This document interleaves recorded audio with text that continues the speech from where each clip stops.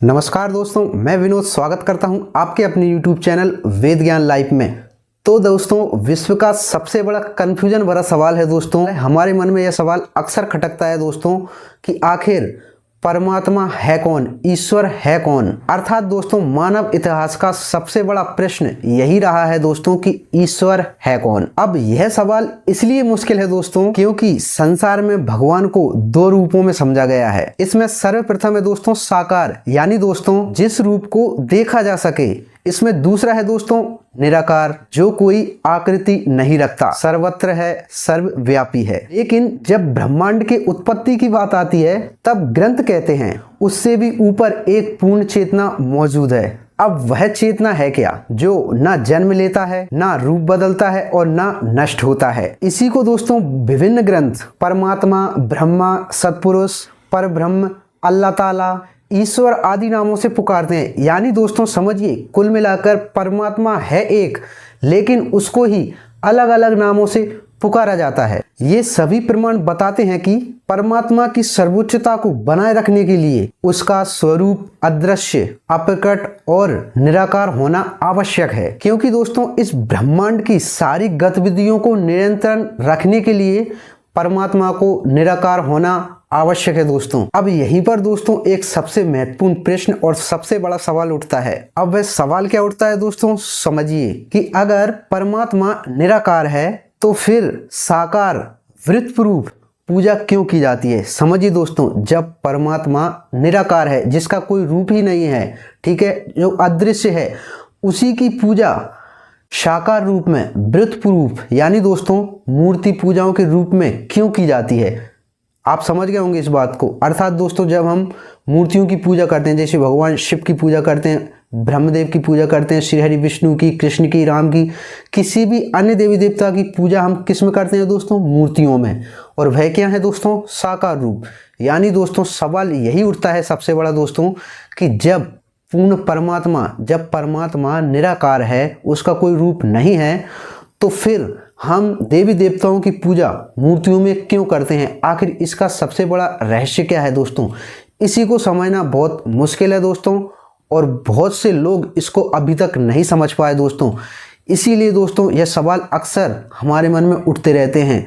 आज इसी को बहुत गहराई से समझेंगे दोस्तों, और इस बात को अगर आपने समझ लिया तो आपका यह कन्फ्यूजन बिल्कुल दूर हो जाएगा दोस्तों कि आखिर परमात्मा निराकार है तो उसकी पूजा साकार रूप में क्यों होती है। तो इस बात का दोस्तों सबसे पहला कन्फ्यूजन है दोस्तों हमारा मन, यानी दोस्तों मनुष्यों का मन किस प्रकार की चेतना रखता है। समझिए दोस्तों, यानी हमारा मन किसी भी रूप को आसानी से समझ सकता है, लेकिन निराकार को समझने के लिए उच्चतम कोटि की चेतना चाहिए। अब चेतना का अर्थ समझते हैं दोस्तों, असीम शक्ति यानी विद्या, ठीक है, मन एकाग्र। समझिए दोस्तों, यानी उच्चतर कोटि की विद्या चाहिए दोस्तों एक निराकार को समझने के लिए। इसीलिए दोस्तों हमारा मन यही स्थित रहता है, यहीं तक हमारी सीमा है।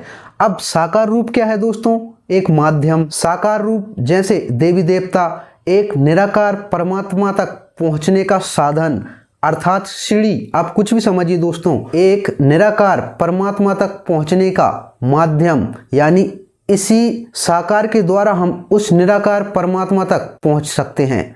समझिए, यह एक सीढ़ी है उस परमात्मा तक पहुंचने की, पहली सीढ़ी। क्योंकि दोस्तों इन साकार रूप देवी देवताओं की परिभाषा क्या है दोस्तों, यह परमात्मा के गुणों को व्यक्त करते हैं, जैसे शक्ति, प्रेम, ज्ञान को व्यक्त करते हैं। वह साकार भी है और वही निराकार भी है। बहुत से सिद्ध महात्मा मानते हैं दोस्तों कि पूर्ण परमात्मा एक ही समय में साकार और निराकार दोनों हो सकता है। वह साकार रूप भी धारण कर सकता है, लेकिन पर मूल रूप से निराकार ही रहता है।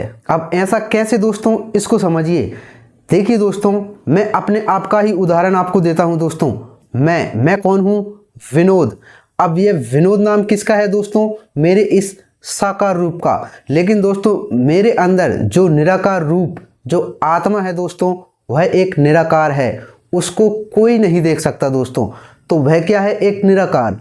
और जो साकार है वह क्या है दोस्तों, आपके सामने जो विनोद है वह है साकार रूप। यानी दोस्तों आप जिस विनोद को जानते हैं, जैसे मुझे जानते हैं, मेरा नाम विनोद है, तो किसको जानते हैं दोस्तों? मेरे इस साकार रूप को। अगर यह साकार रूप नहीं होता दोस्तों तो विनोद भी नहीं होता। उस निराकार रूप को आप बिल्कुल भी ना देख पाते, ठीक है, ना समझ पाते दोस्तों। तो इसी प्रकार दोस्तों एक व्यक्ति के भी अंदर दो रूप हैं, समझिए। इसी प्रकार दोस्तों जल क्या है? निराकार, ठीक है। उसी जल को अगर आप फ्रिज में रख दें दोस्तों तो वह जम जाएगा, उसका आकार हो जाएगा किस? बर्फ के रूप में, और फिर आप उसको एक साकार रूप मान सकते हैं। इसी प्रकार दोस्तों मिट्टी क्या है? निराकार, ठीक है, उसका कोई भी आकार नहीं है, लेकिन उसी मिट्टी से हम बर्तन बनाते हैं, उनको आकार देते हैं, लेकिन है तो वही निराकार। उसको रूप देने के बाद उसका रूप क्या हुआ? साकार। इसी प्रकार दोस्तों परमात्मा है एक, वह है निराकार, लेकिन उसके रूप अनेक हैं। उन्हीं रूपों को दोस्तों हम साकार कहते हैं। जैसे हमारा मन जल्दी समझ सकता है दोस्तों, जैसे दोस्तों हम किसी भी ईश्वर का ध्यान और भजन करते हैं, अगर उस ईश्वर की छवि हमारे सामने नहीं है तो हमारा मन किसका ध्यान करेगा, किसको देखेगा दोस्तों? आप एक मन लगाते हैं पूजा में, समझिए, जब ध्यान पर बैठते हैं तो मन जब ध्यान करता है तो किसका ध्यान करेगा दोस्तों? अगर आपके सामने कोई छवि ना हो तो किस छवि का आप ध्यान करेंगे? इस छवि को देखने के लिए ही दोस्तों उच्चतम कोटि की सिद्धि चाहिए दोस्तों, जो हर व्यक्ति के पास नहीं हो सकती दोस्तों। इसीलिए दोस्तों साकार रूप की पूजा और निराकार की पूजा एक ही समझिए दोस्तों, वही साकार है वही निराकार है। समझिए जैसे मैं विनोद भी हूँ और मेरी आत्मा है वह भी विनोद है दोस्तों, क्योंकि दोस्तों जिसको आप नहीं देख सकते, ठीक है, जो अजर है अमर है, आपने सुना होगा दोस्तों आत्मा कभी नहीं मरती, ठीक है, मरता है यह शरीर। तो जब मेरा शरीर समाप्त हो जाएगा दोस्तों तो कौन समाप्त होगा? विनोद। लेकिन जो निराकार जो आत्मा है वह किसी अन्य रूप में फिर जन्म लेगी दोस्तों। यही है खेल, यही है चक्र दोस्तों। इसको समझना अच्छों के लिए सहज नहीं है दोस्तों। इसीलिए दोस्तों यह मन में अक्सर कन्फ्यूजन रहता है दोस्तों कि अगर परमात्मा निराकार है तो उसकी पूजा साकार रूप में क्यों होती है। इसीलिए दोस्तों पूर्ण परमात्मा को समझने के लिए सबसे आसान तरीका है कि उसे एक असीम चेतना माना जाए जो हर जगह मौजूद है। तो अब बात वही आती है दोस्तों, इसका आखिर निष्कर्ष क्या निकलता है? पूर्ण परमात्मा वह परम सत्य है, उसका निराकार स्वरूप उसी की असीम शक्ति है और सर्वव्यापकता का प्रतीक है। अब दोस्तों इस परम सत्य को जानने का मार्ग बाहरी खोज में नहीं बल्कि अपने भीतर निराकार परमात्मा तक पहुंचने के लिए हमें अपने मन को शांत करना होगा और ध्यान की गहराइयों में उतरना होगा। लेकिन दोस्तों फिर भी वही एक मन में कन्फ्यूजन उठता है और अक्सर यह रहेगा दोस्तों कि आखिर वह जो निराकार परमात्मा है वह भी कौन है, जो साकार रूप में जन्म लेता है, जिसका साकार रूप भी है निराकार रूप भी है। आखिर दोस्तों पूर्ण परमात्मा सबसे श्रेष्ठ जो इस ब्रह्मांड को चलाने वाला जो पूर्ण परमात्मा है वह आखिर है कौन?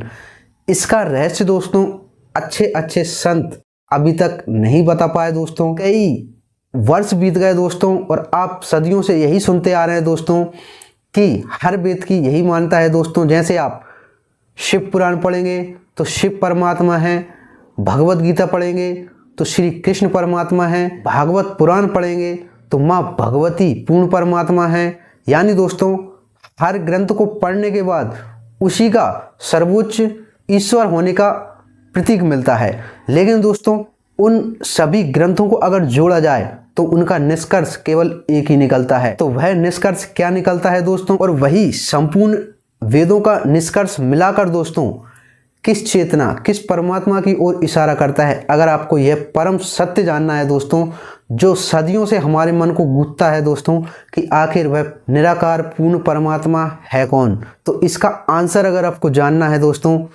तो इस पर बहुत गहराई से विचार करने के बाद और बहुत वेदों के अलग अलग मतों को सुनने के बाद दोस्तों, बहुत गहराई से सोचने के बाद मैंने विचार किया है दोस्तों कि पूर्ण परमात्मा आखिर कौन हो सकता है, किसकी ओर वेद इशारा करते हैं।